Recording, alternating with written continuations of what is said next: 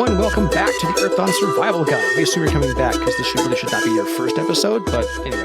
This is a podcast for Earthdawn fans, disciplines, paths, players, game masters. I am, of course, Dan. My co-host is, of course, Josh. Hi, everybody. And on today's podcast, we will be discussing all things thaumaturgical and extraplanar, because we are going to talk about Nethermancers in detail. Why you have to go fancy? You could just say all things spooky. Because it's my shtick. But yes, all things creepy, crawly, spooky, and weird. Because we actually have an expert here. A, Josh is the line developer, and B, Josh is actually... I am a developer. Fair. We have a team. Yes, and is also running a troll Nethermancer in the Legends of Earthdawn podcast. Yes. So you've got first-hand experience to throw our way. I have recent experience, as opposed to most of the other stuff where it's 5 years direct old. play. Yeah, we're still going. We had a big chunk of downtime in our session this past Monday, and Virag is 7th circle. Woo! Nicely done. So yeah, go get caught up on those. I'm actually going back and starting from the beginning on those. I'm up to 14 again, so I'm playing catch up. But otherwise, if you have any questions for us today about what we're going to talk about tonight on this in here podcast, please feel free to email us at edsgpodcast@gmail.com. And otherwise, we will get into the thick of things here and talk about Nethermancers and all things spooky. Yes. So anyway, so tell us what it's like to play one, because I know magicians are cool. It's awesome. Isn't everything in Earthdawn awesome? I know. Most of it is. Most of it is, yeah. It is certainly great, if not awesome. No, playing a Nethermancer is fun. There is something, if you're like goth, if you're like into the spooky, creepy, the weird, offbeat, unsettling, potentially antisocial type, the Nethermancer might be up your alley.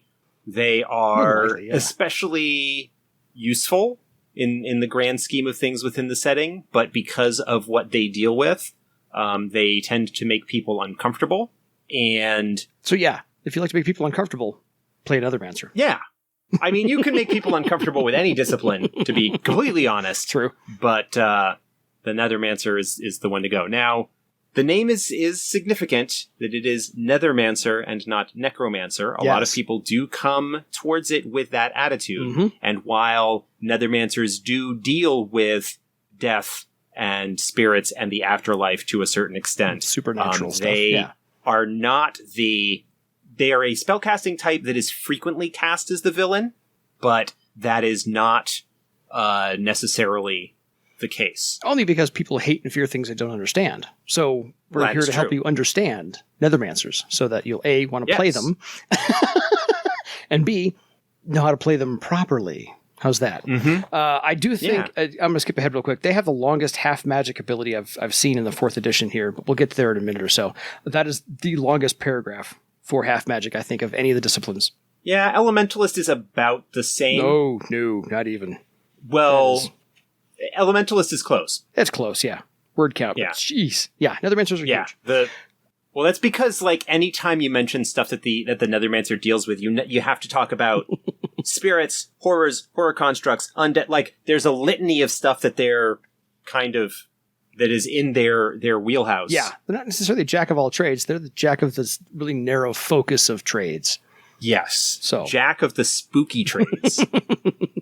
Yes, they do focus on the magic of the netherworlds, other planes, spirits, as you said, and they do present themselves as a little off, or I can't say disinterested sometimes, but sometimes just worried about something in the distance or the near future, or something that not everybody else is maybe aware of, and so they're always, I can't say a little distant. Does that sound right? They are aware, perhaps more than anybody, of the fleeting nature of life and existence, and how this one that we have is merely one aspect of it, and that there are things and realms and spaces beyond that draw their interest. Yeah, so if you catch another Nethermancer looking far off into the distance, maybe not ask. Maybe not. So, as with every spellcaster, the important attributes are, of course, going to be charisma and perception and willpower, but they've thrown charisma in as well for the Nethermancers. Yeah, charisma, which might seem a little bit off if because of the way that Nethermancers are perceived, but the charisma is kind of a secondary important stat because they deal with spirits and interacting with spirits and whatnot, as we discussed in our recent Illusionists. Discussed in our episode of, elementals as well, but also as we talked about in our recent episode about interaction tests and things like that, having a higher charisma might make it easier to strike deals or otherwise work with spirits, whether ones that you summon or that you find free roaming within the various places of Barsave. Yeah, and looking at it now, actually only the Elementalist does not list charisma as an important attribute. The Wizard does, the Nethermancer does, and the Illusionist does. So, okay, I misspoke. My fault. Want to clear that one up? Yeah, the Elementalist, I think, doesn't have it listed because they don't really have any talents that are based off of it, which is really what those important attribute lists are. Like, these are the ones, like, these are the talents that these are the attributes that many of their talents are based on. Absolutely. I understand that. So the Karma Ritual, the Nethermancer drinks tea with the spirit servant or otherworldly creature and talks of life beyond this world. I love the fact that theirs is so calm, and for a Nethermancer who, as you said, might become off a little creepy or a little disturbing, they're just drinking tea. I love the fact that it's kind of a counterpoint to their persona or their presentation to the rest of the world. It's very civilized. It is very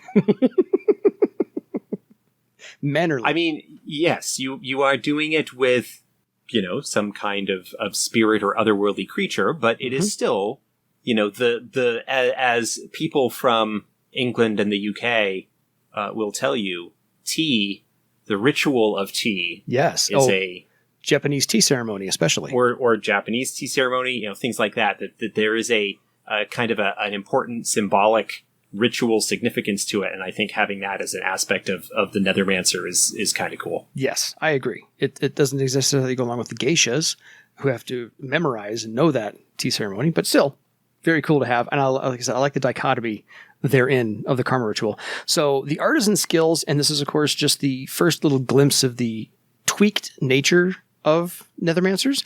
The artisan skills recommended are, of course, robe embroidery, just for your spell matrices in the old days, or bone carving. Not wood carving, not runic carving, bone carving. Yes. Yeah. I don't know. I don't feel like I need to comment on that. They're just a little pretty off. That's all. That's all. Well. Yeah. I mean, the use of bones and things like that in magic and ceremony and ritual is something that is, while not necessarily common, is kind of widespread within to greater or lesser extents within historical cultures. I mean, you take a look at, to draw from European medieval culture, the importance and significance of bones of the saints, places that would be holy sites because they would have a relic that was the finger bone of Saint somebody or other, or things like that, and then kind of getting outside of that into other cultures, the bones being what is left behind when all of the temporary flesh and meat has gone. The bones continue to stay for a long time. Absolutely. And bones being early on broken, animal bones broken and sharpened to use as early weapons and things like that. There's a lot of of ritual and symbolic meaning that can be bound up within bones. And you could even go so far as to have, as to have your grimoire be runes and sigils inscribed onto bones. Like, for example, the Chain of Skulls, which is a Nethermantic grimoire that is described in one of the early books. Yeah. Which is basically the top part of the skulls of the Nethermancer masters of this order, that when they died, the top part of their skull is taken and inscribed with the spells and such that they developed as part of this organization. And those are, all kind of changed together and passed on as a significant relic of this secret society. Yeah. My friend has a Tiskrang Nethermancer and he bought a special pair of D6 that actually are called bone dice. And he's got 2 D6 that are bone dice. And so anytime he casts a spell that is around that level to use any kind of D6s at all, he has to use those just because you can. So why not? So the half magic ability that I spoke of earlier is, like I said, incredibly long. Since you play one, how about you just paraphrase it instead of having me read from the text? So the Nethermantic half magic is like most magicians, allows the Nethermancer to kind of recognize and understand various forms of magic. Obviously, Nethermantic magic, they would have an easier time than other schools, but they would be able to recognize that. Rituals, blood magic, all those sorts of things are right. But then on top of that, they have the potential to know about spirits and undead and horrors and horror constructs, because those are all part of the lore and knowledge that they would gain over the course of their career and their interactions and the things that they learn over the course of time. So they get all of that. And then, much like elementalists get a half magic ability to be able to sense the presence of elemental spirits in the area, Nethermancers can also detect the presence of ally spirits nearby through the use of their half magic. Yeah, and I love the fact that the Game Master may choose to make this half magic test on behalf of the Nethermancer, as this innate sense is always on. Mm-hmm. So it's one of those, your spider sense is tingling, by the way. and yet another reason why the Nethermancer might seem a little bit distant or distracted. He is noticing or paying attention to things that are not visible to the naked eye. Normal folk. It reminds me of it's a Lovecraft adventure we ran in Call of Cthulhu, where after the whole thing was over, the only way you could possibly see the elder creatures was to be just a slightly bit tipsy. And so my character survived, one of very few, and I actually walked around all the time, just slightly tipsy, just so I could see them. So something along the lines of They Live, I guess. So anyway, good movie. Do we have any pop culture references we can think of for Nethermancers? Because we do this with everybody else. And I want to stop here real quick before we get, because I can't honestly pull up anything other than I have a short story I came across once upon a time called On the Far Side of the Cadillac Desert with Dead Folk, written by Joe Lansdale. Oh, Lansdale. Other than that, I needed to get that in before I forgot about it. So I can't otherwise think of any that come to mind. Well, there's an offbeat one that I want to mention, that it wouldn't necessarily be considered a Nethermancer right offhand. Fair. But I think it plays into that theme.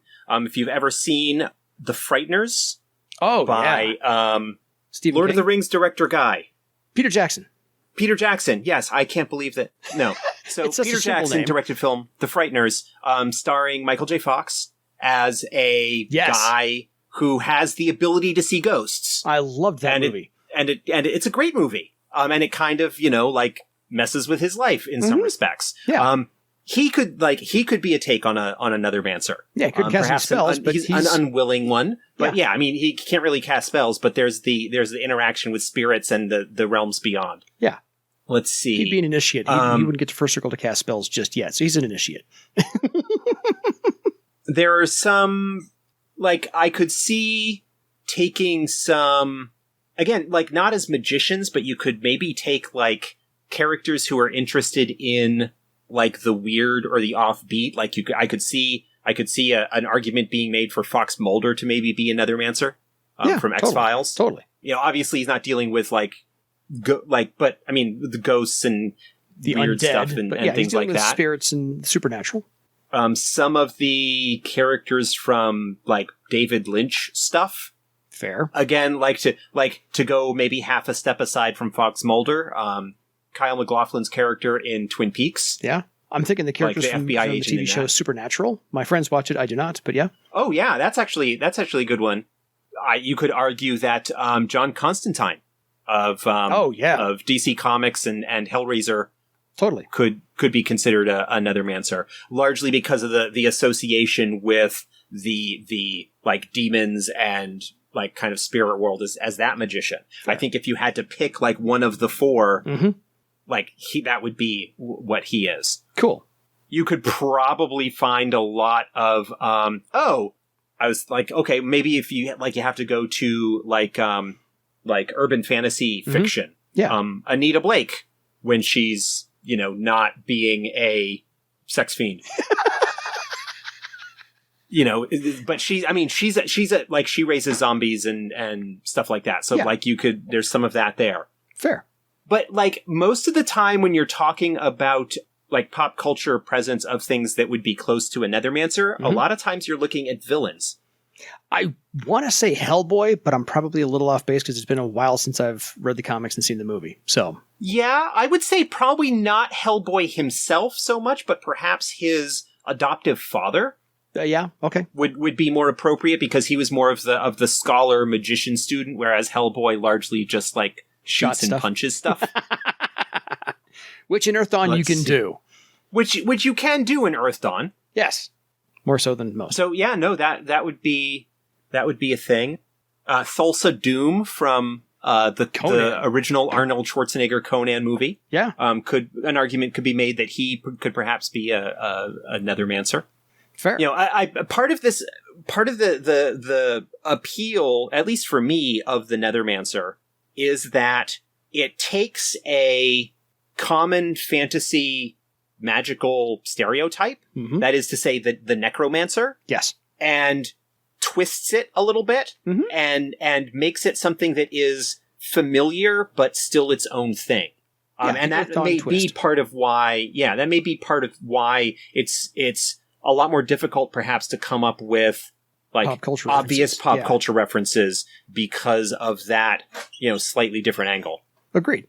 So I figured we get to those real quick, just in case we hit upon something that we can talk about any one of those aspects on, because as you said, this is the Earthdawn twist on something kind of familiar. So let's dive in. First circle, and of course they get the durability of 3 because they're a spellcaster. Yep.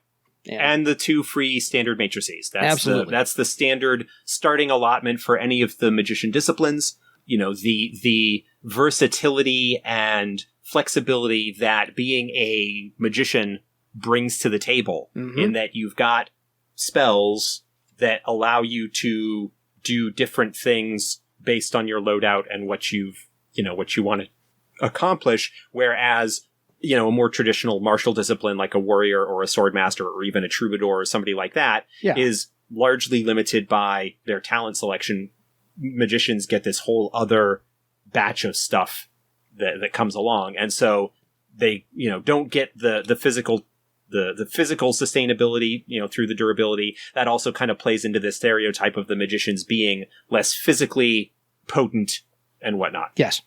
So I'm going to skip to the end real quick just so we can get them out of the way. Of course, your first circle discipline talents are going to be spellcasting and threadweaving. Yep. We're just going to cover those because and pattern as well. Pattern craft. That's how you learn magic. Well, so pattern craft, spellcasting, threadweaving, the 3, like if you are a magician, those are like all magicians get those in their first circle discipline talents because you need them to be able to learn spells, prepare spells, and cast spells. Since spells are your thing, you need all of those. Yes. So we'll get right through those. And to your other 2 discipline talents, astral sight, which of course they're not the only ones who get astral sight, but I think they get it earlier than most. Yeah. Wizards get it. Wizards get it discipline at second circle, but Nethermancers get it discipline at first, which makes sense, again, given their focus and emphasis on astral space and the residents there and the netherworlds and things like that. The wizard's astral sight is more to examine like spell patterns and magical stuff, whereas opposed to the Nethermancers. Yeah. And then the last one, because we already covered pattern craft, spellcasting, threadweaving, is Frighten, which again kind of leads to their I'm a little off as I present myself to the world nature. Frighten is a potent debuff. You basically creep the heck out of people, imposing penalties on them as a result of successful mystic defense targeting. It's actually potentially more potent than taunt in its way. Ooh, nothing to sneeze at. Yeah. The taunt provides test penalties and bonus and penalties to social defense. Frighten doesn't affect defenses at all, but it actually does provide penalties to all tests for a against while. them. Yeah. Yeah. So, and Frighten does have the potential to be shaken off through the use of just raw willpower tests or talents like Heartening Laugh or Lionheart, which become available sort of later on. But yeah, Frighten, Virag does not use Frighten very often, largely because there's other stuff. And my imagining of her is that she is less of the sort of playing against type and being less of the spooky, intense, intimidating Nethermancer. Yeah. But when she, like... She's already a troll. She's already a troll, but like pulling out the Frighten is, in a way, kind of pulling out the big guns. Mm-hmm. So, yeah. But it is a very potent and a very useful talent. Because that is actually, in a way, a good defensive talent for a Nethermancer. The drawback that Frighten has is that it does take your action, but if you use it against somebody who is trying to come and attack you, and you succeed, they will have a harder time hitting you. Yeah, because they're automatically to -2 and stuff. Right, but the Nethermancer gets a couple of spells that synergize, that are intentionally designed to synergize really well with the Frighten talent. Yes. Death's Head spell, which allows you to spell. basically change Frighten from a standard action to a simple action. Mm-hmm. And I believe it's Fog of Fear allows you to use a single Frighten test to affect multiple people. Yeah. It's built in there for a reason at first circle. Oh, it's a great talent. I honestly, I don't use it so much, in part because Virag is kind of built as a pseudo wizard Nethermancer. Fair. A lot of the optional talents that we'll go through, I picked up because I also like wizards and what they can do with magic really, really well. Mm-hmm. So I don't use Frighten very much. It's okay. I was seeing this look on your face like, maybe I should use that more often now that I think about it.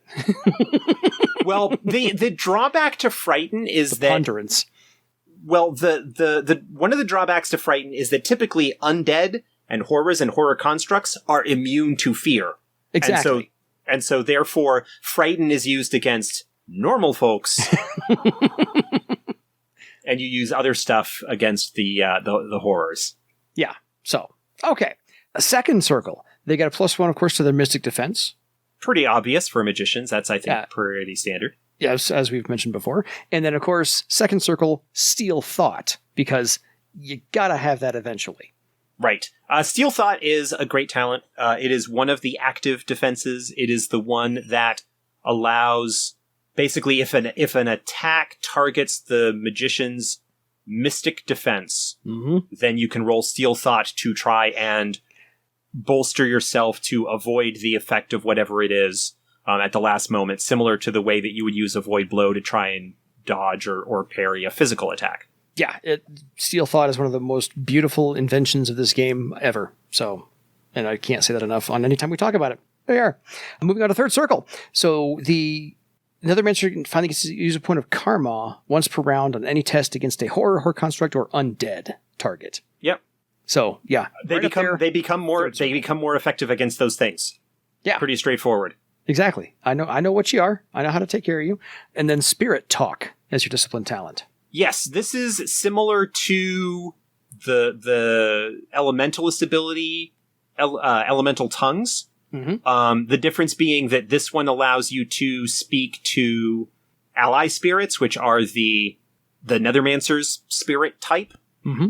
And it allows you to communicate with any kind of ally spirit or entity, even those who might not normally speak your language or don't communicate verbally. It basically allows you to effectively communicate with stuff like that. Yeah, wood spirits, wind spirits, but as you said, ally spirits are the primary focus. Yeah, I mean, wind spirits are elementals and so would not be subject to this. Oh, sorry.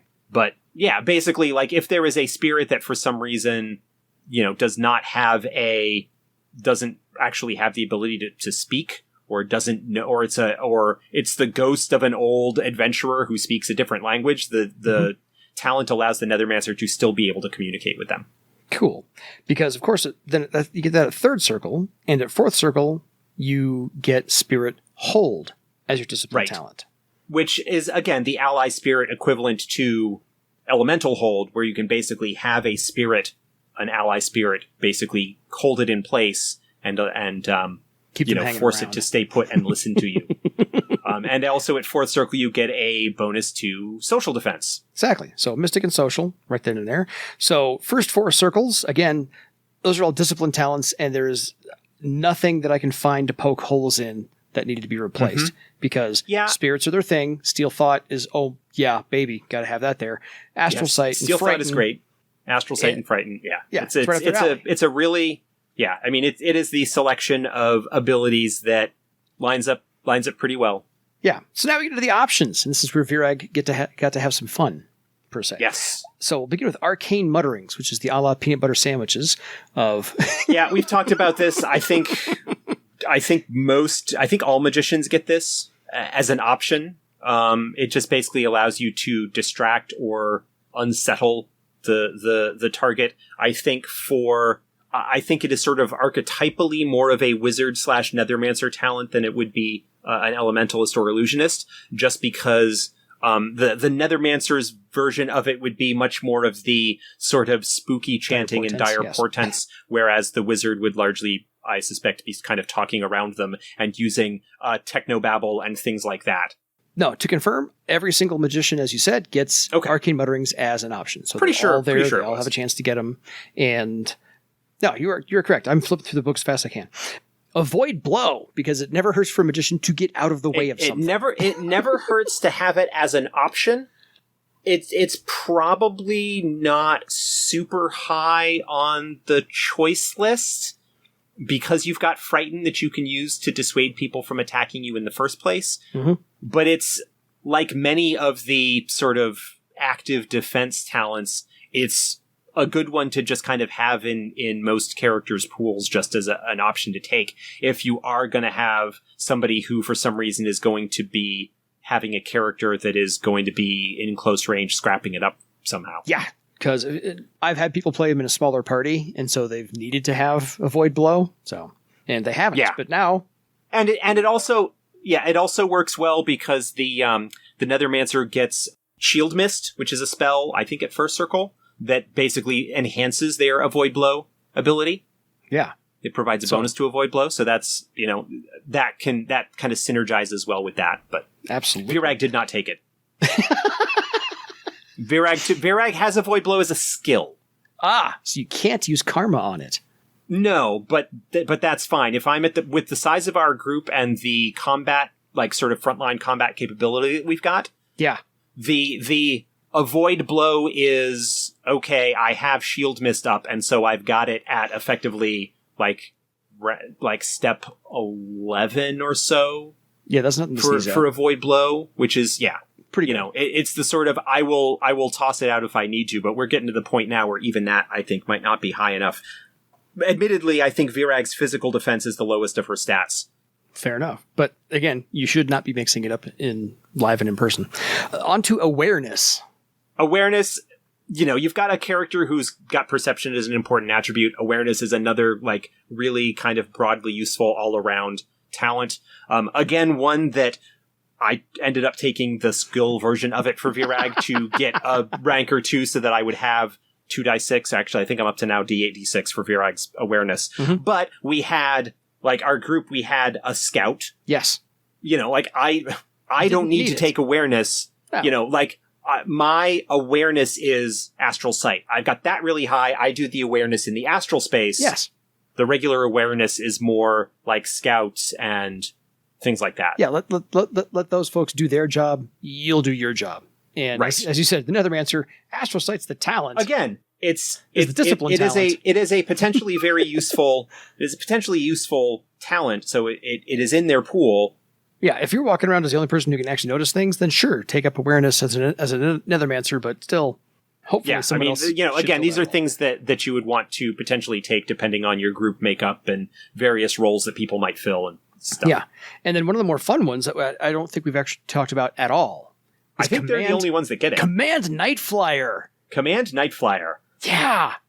Virag took this for there's a couple of reasons that Virag took this, and that is because there are a few spells that basically require you to have the talent if you want to use them. Oh, fair enough. There's Nightflyer's Cloak, which allows you to take the form of a night Nightflyer. Yes. If you have the command Nightflyer talent, then you can basically shapeshift into a Nightflyer, whether that is a krillworm or a bat or an owl. And Virag has used that ability to save her own life. In fact, in a one of the recent Legends episodes that went up, Virag got knocked off of an airship and happened to have Nightflyer's cloak in a matrix and changed into an owl as she was falling, and so managed to avoid dying.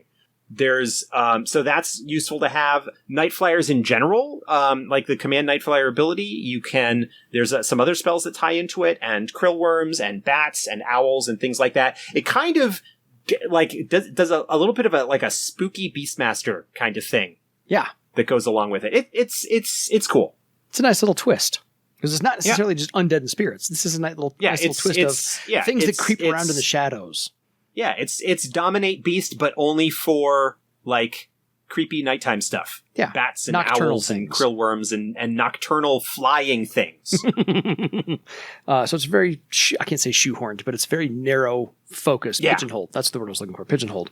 Dispel magic, because of course that's just an obvious thing you'd like to have. Yeah, this is it is not core to the Nethermancer, but like many magician disciplines, it makes sense if you're going to have somebody that is going for a more scholastic, scholarly, pseudo-wizard type approach like Virag. Mm-hmm. Having Dispel Magic can be very handy. Yeah, because wizards get it at first circle as a discipline talent. Yeah, wizards get it as a discipline talent. Everybody else gets it as an option. Yeah. I think. And it can come in handy. Yeah, it's dispelling magic, for pity's sakes. Yes, elementalists get it as a journeyman talent option. Okay. Illusionists, I think, get it at novice. Illusionists also get it as a journeyman talent. Oh, is it journeyman?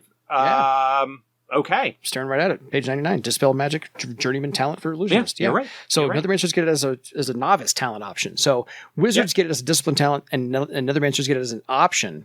As a novice option. Yeah. Virag did take Dispel Magic again, because I like that stuff that wizards can do to mess with that. And so I think I took it as my second circle discipline talent, my second circle option, because at first circle I took another matrix.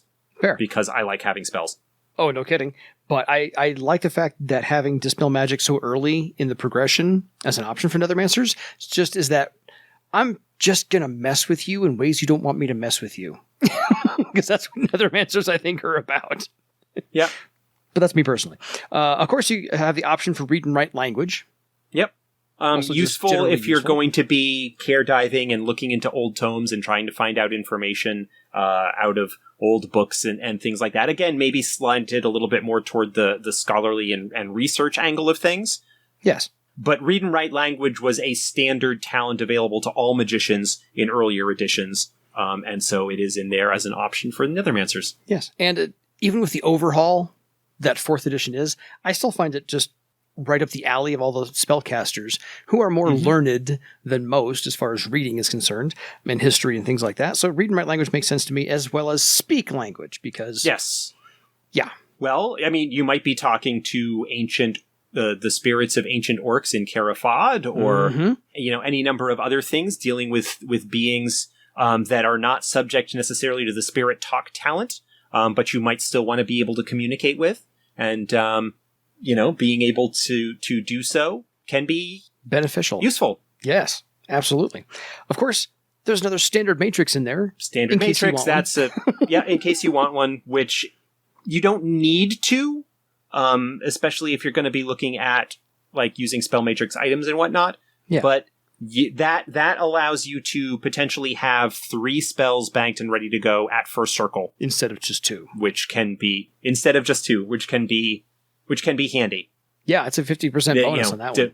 Yeah, I mean, depending on your approach, it might be something that you wait until a little bit later in your progression. It's possible, depending on the game, that you might not need to take the talent at all if there's other stuff that you want to do. So. Absolutely. Because, again, avoid blow is a good thing. Just kidding. 2 left in the talent options for novice level. Stealthy Stride. Yep. Spooky shadow sneaking around, being quiet. And creepy. Yeah, that's kind of why that's in there. Noisy and creepy is not a thing. Quiet and creepy is a thing. Yeah, quiet and creepy. Being kind of ghostly and the association with shadows and things like that. Things that go bump in the night. Kind of goes along with that. Yeah. So most of these that we've listed off have been I can't say generic, but they've been options for a lot of other disciplines. Suppress Curse.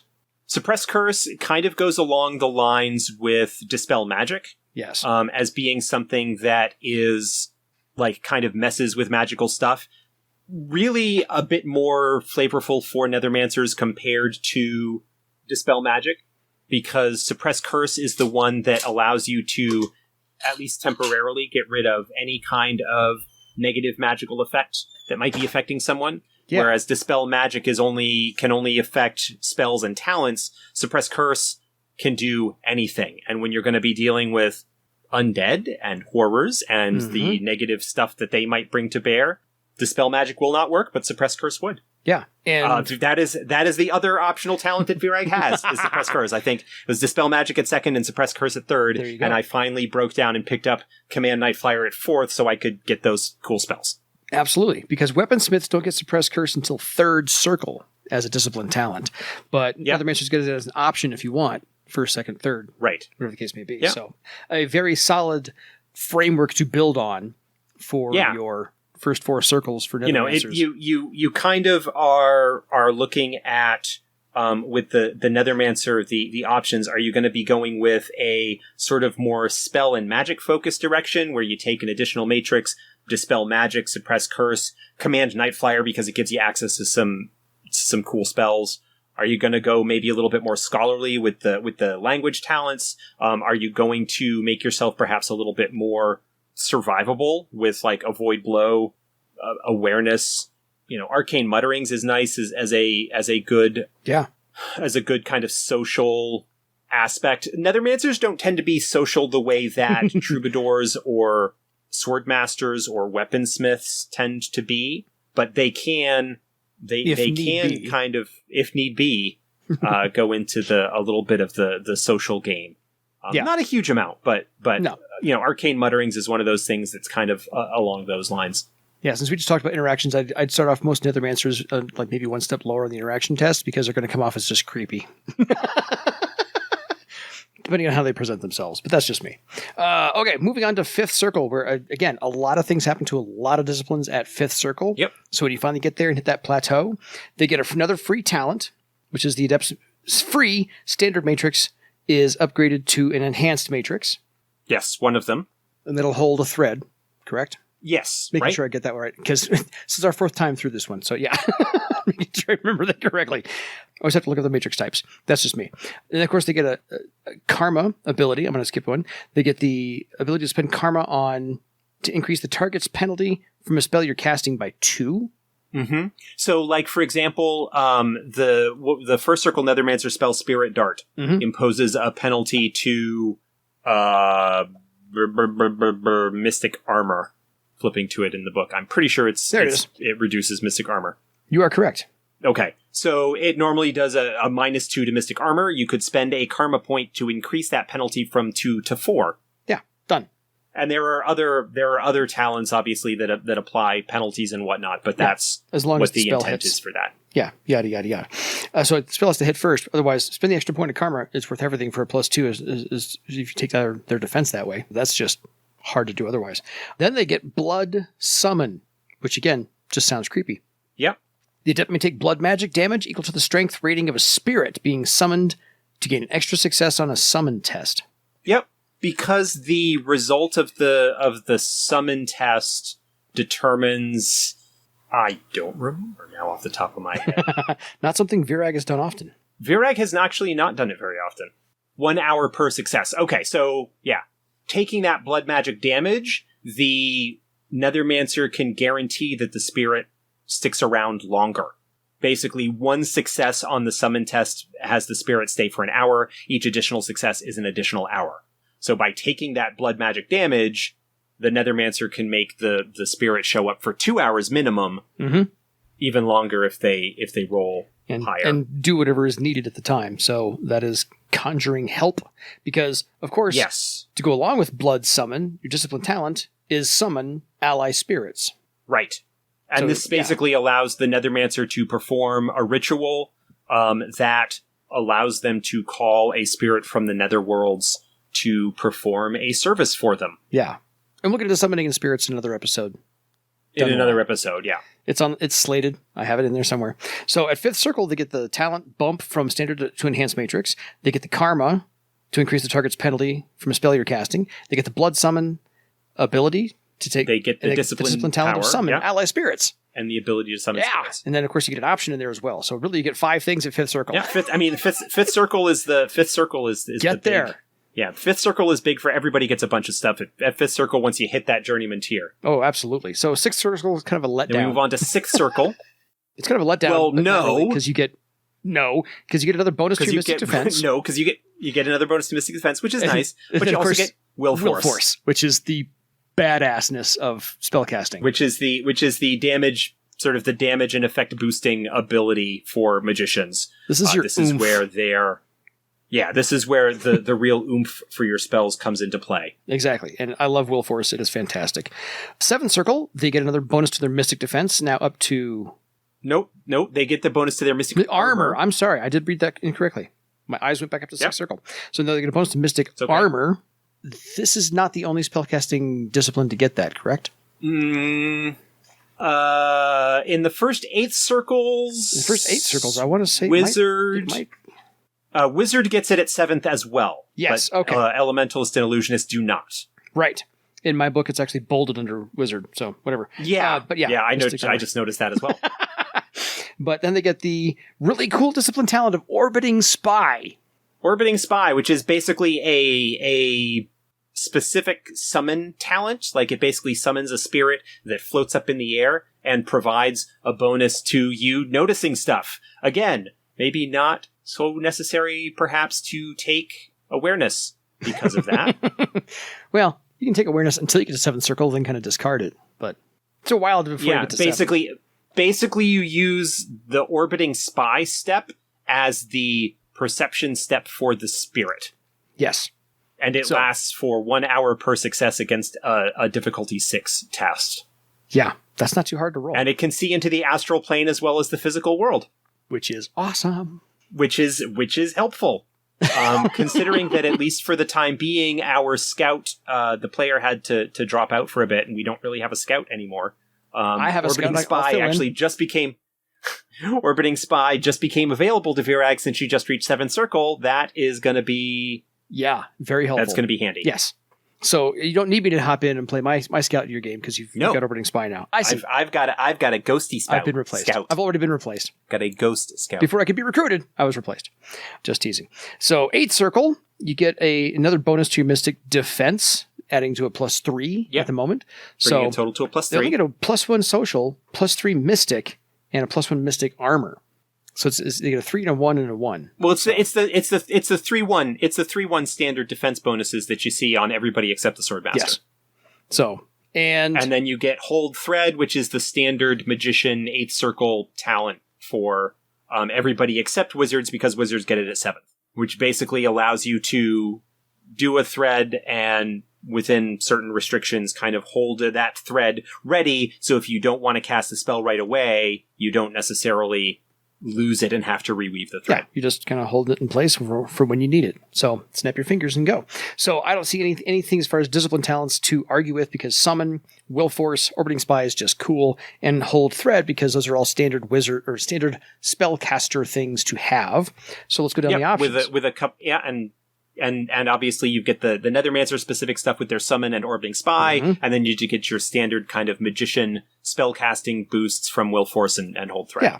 So the options we can go through are astral interference, because of course if you can see into the astral plane. Yep. Well, this was a talent created mainly for wizards that allows them to throw down like an interference pattern to make it more difficult for anybody to cast spells within the area. Yeah. Again, Nethermancers are just I'm going to disrupt your stuff.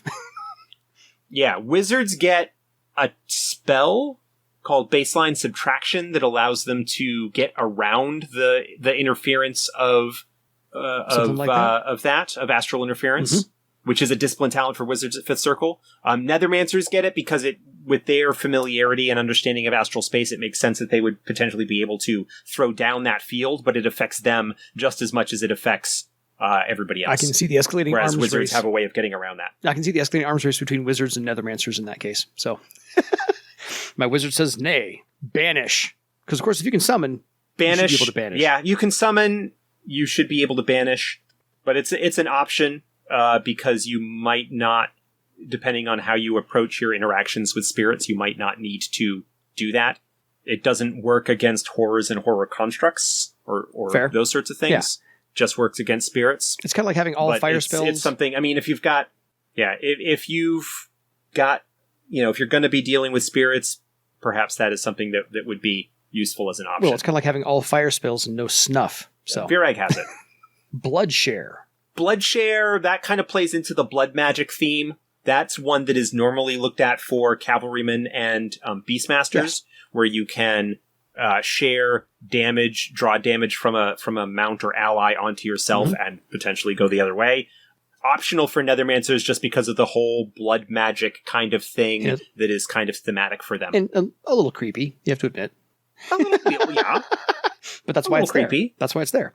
But that's why, that is why it's exactly. there. And again, an enhanced matrix.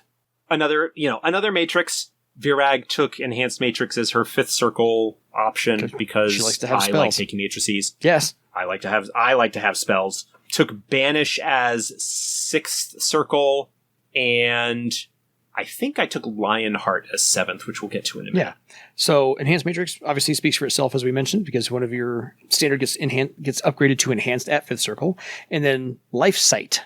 Life Sight is a talent that is a specialization type of thing of astral sight. That basically allows you to see living things, and it has the advantage that astral sight can't really see through stuff.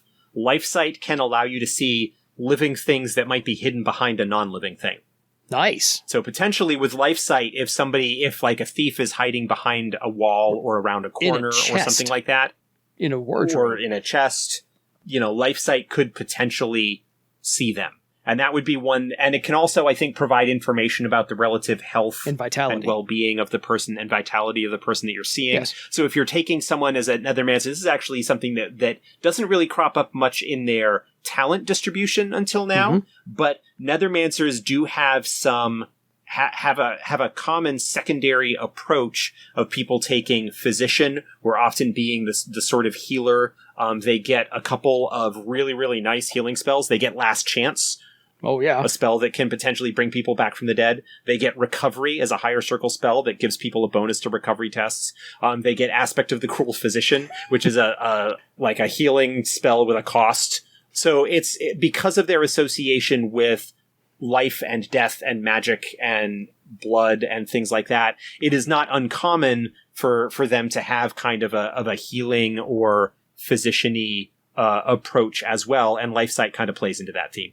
Cool. I all of a sudden want to make an orc named Kev for my Nethermancer. That way he's Kevorkian. Really bad joke, had to say it. Sorry, had to go there. Then yes, moving on to Lionheart. Lionheart, this is a anti-fear ability. It is common for if you are playing with talent crisis type rules. It is not uncommon for Nethermancers to suffer a talent crisis if they succumb to fear. I must not fear. Fear is the mind killer. Fear is the little death that brings eternal sleep. I think I might not be getting that exactly right, but it's close.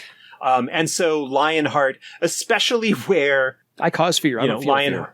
Yeah, Lionheart is useful just as a way of boosting against any kind of fear or intimidation effect. Yeah, always good. Research, because again, if you're going to be going with a more scholarly sort of leaning more towards the wizard scholarly magical type, it might be worthwhile to have as you go digging in through libraries and collections of ancient tomes to learn information about astral denizens and the nether realms and things like that. Yeah, if you'd like to be able to read from the Book of the Dead in the movie The Mummy with Brendan Fraser, then yes, research. Well, that would be read and write language. Well, there's that. If you want to be able to find the Book of the Dead amongst a whole bunch of other books and scrolls, that would be research. Better said. Yes. Spirit Mount, because that's just freaking cool for a Nethermancer to have. Because it allows you to summon a ghost horse that you can ride. That's just awesome. Which is awesome. This has got to play a little awesome in it. I haven't decided yet what I might take from my 8-circle option, because I'm not there yet. But I was looking long and hard at whether I wanted to take Spirit Mount as my option at 7th.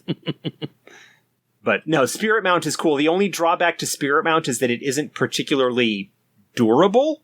Fair. But that's okay, because once it's gone, you can call it back. It's not... Would it have saved you falling off of the airship, though? I don't think so, because it can't fly. Okay. Wanted to double check. I think I know maybe in previous editions there were knacks that allowed you to have the Spirit Mount be able to fly or like ride over water, which it normally can't do. Fair. But yeah, I think you need to... I don't know if those are in 4th offhand and whether they...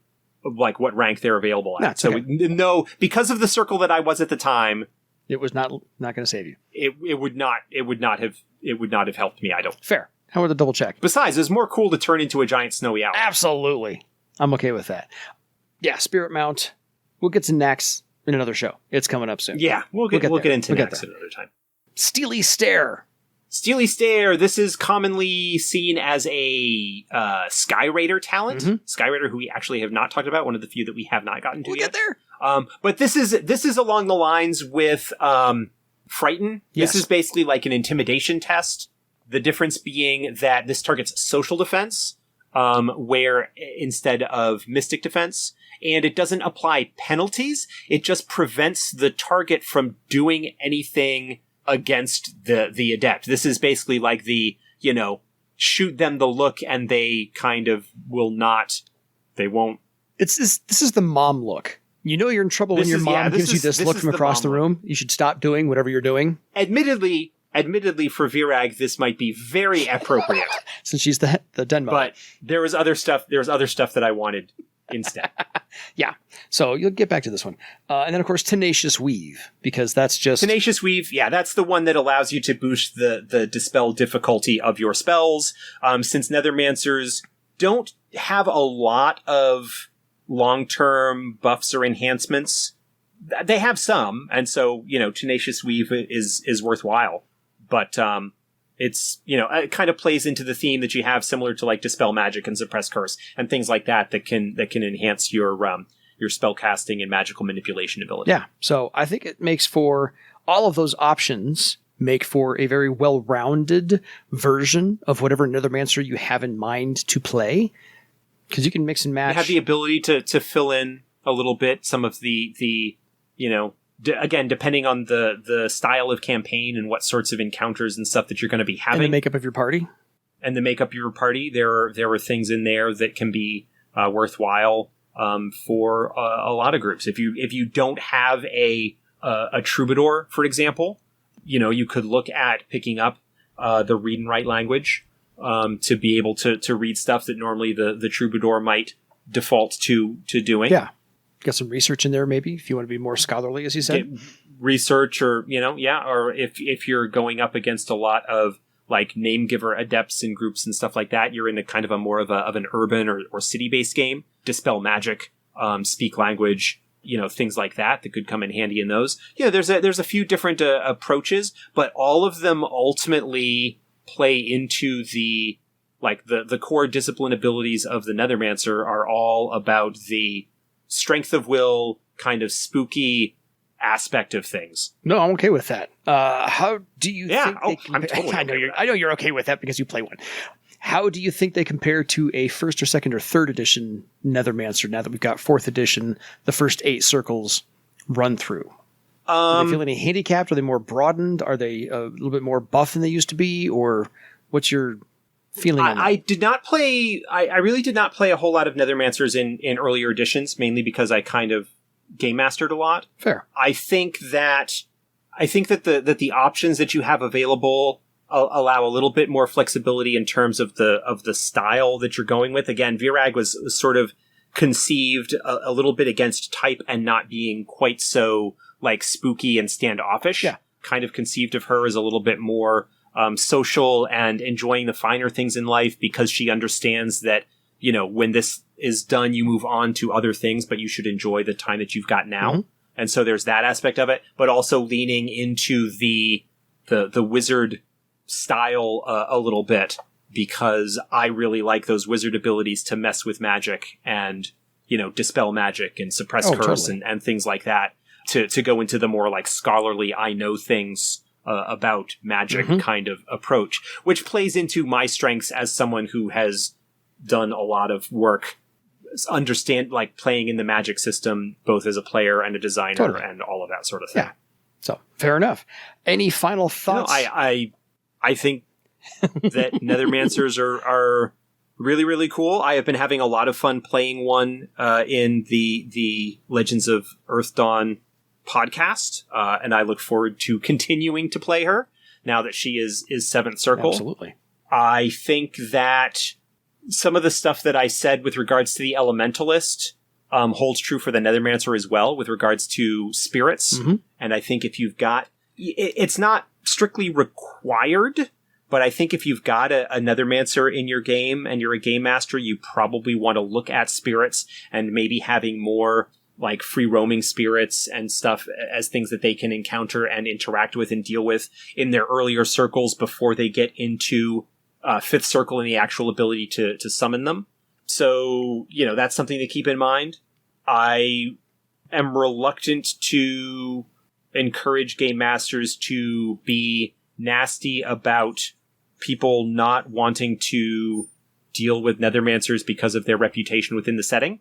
Fair. But that is something that you should work out and like talk about with your player if they're making a Nethermancer character. Yeah. Like how hard a time do you want to have of it?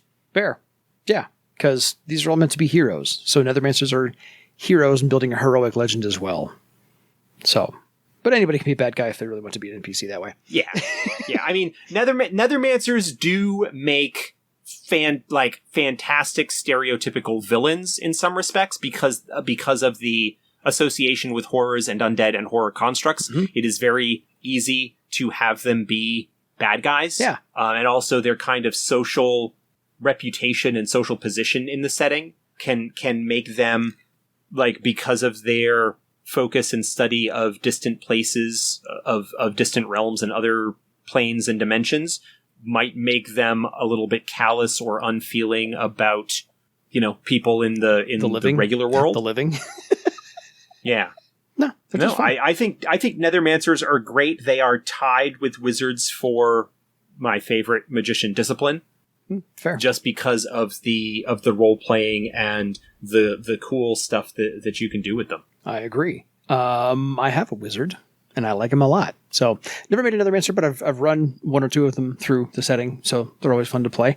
But other than that, we'll get to the higher circles of Nethermancers in an episode further down the road, as we will do with all the other. Yeah, we'll talk about their spells. We actually talked more about the Nethermancer spells in this episode than we talked about the spells for any of the other disciplines in theirs, mainly because I know those spells having been playing a Nethermancer and yes. and the interactions there. So little bonus, and also because the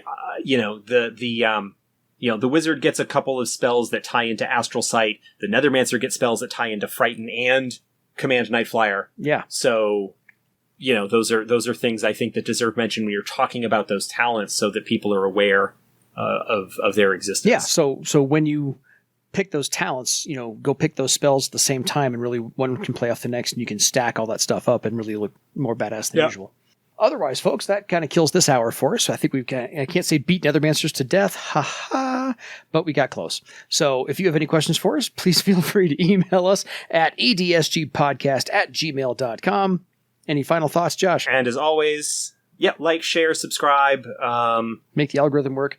Oh, and welcome to 10,000 plays for you and me. Yes, since the last recording session, we have now had 10,000 plays / downloads according to the metrics from the site. Which is cool. We are coming up on actually almost a year since we started. Yes. Here before too much longer. We're going to try not to run out of content. Well, I don't think we're in any immediate danger of that, No. but we might have to start thinking about we're coming up on a year. Maybe we can like find something special to do. Charge money? or No. something. No. Kidding. Well, I'm having fun. Yeah, I'm having fun too. You know, it's anyway. No, Yeah. So Facebook, Twitter, forums, Discord. You know where to find all us of those by now. places that I mention like every episode.